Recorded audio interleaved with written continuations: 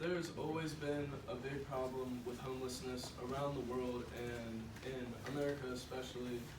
You know, you're walking around a big city, you see tons of people laying out on the streets, begging for money, asking for this and that. And, you know, they don't have a home to go to, they don't have a bed, they don't have a ready source of food and water.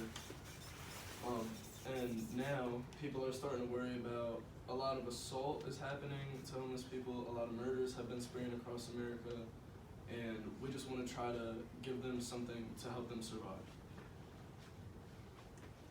Alright, so a couple solutions to the problem in the past have been things like homeless shelters. So they're like buildings. They're like see there, they have like beds and they also have like food sources and stuff. And they're mainly places where you'll go to just have a place to sleep, and they're really only open for that reason. And they're mainly funded by the government. Another solution in the past has been rehousing. Like people will volunteer to like give their houses for homeless people to stay in, so they can help get back on their feet without worrying about having somewhere to stay. There has been some issues in the past. Homeless shelters are notoriously dirty. There's a lot of theft, a lot of diseases, lice get spread. Like the hygiene is very low. The housing, the rapid rehousing is not free and it's not gonna last you forever. An approximated 10 to 50% of people end up homeless within the next 2 years. The requirements for the solution to work on, which is a tent, it has to protect you against the elements, warmth and protection from all that, as well as being comfortable, so you'd want to stay there. And also has to be private, that's what I talked about, people are getting attacked and stolen. And nylon would be attached to it with a zipper, provide a rain-find breathability if you need that. And it also has to be transportable. You have to be able to take it out and put it away easily, and it has to be like small and easy to carry around. So my main inspiration for creating this tent was a mosquito netting that is used more often in Boy Scout camps. It was mainly solicited to them. So it's an easily foldable and redeployable tent. You take it out of a bag and you throw it up, and the poles actually twist in a way to where they act like a spring, and it'll shoot open and land on the ground. There are a few problems with this.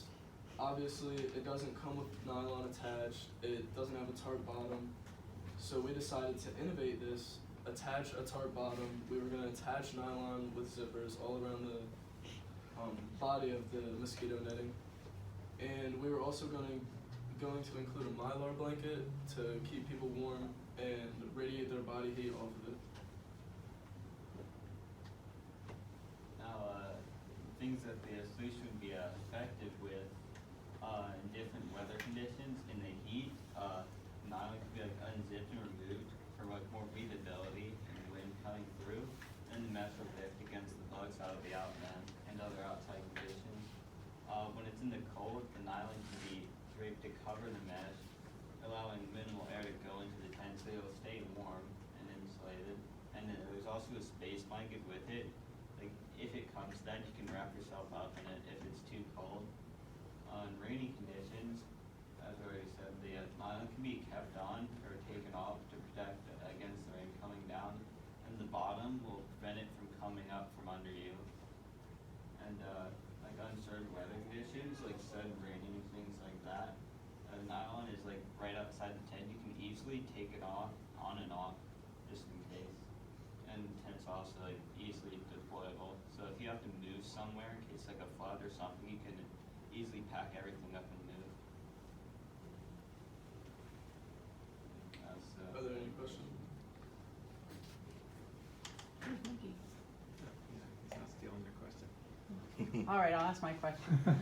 What was your biggest challenge in going through this process and coming up with this design? So our biggest challenge, I would have to say, is definitely creating the model. The actual tent itself, I do have a full-size Sans bug is what it's called. I do have a full size one of those. It's really hard to find like tent poles and nylon mesh and like all that to make it ourselves.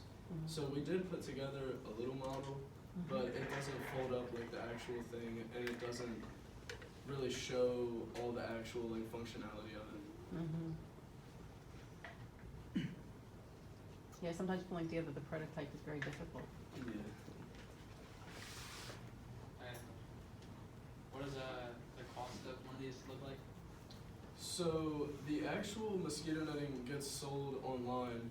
It's about $50 for one of the tents. So to combat this, we decided we were going to shrink down the size a little bit, like 20% or so, because it actually is pretty big and we're helping them survive. We're not trying to keep them comfortable, keep them like, you know, all these luxuries that come with a premium tent. We're just trying to help them survive.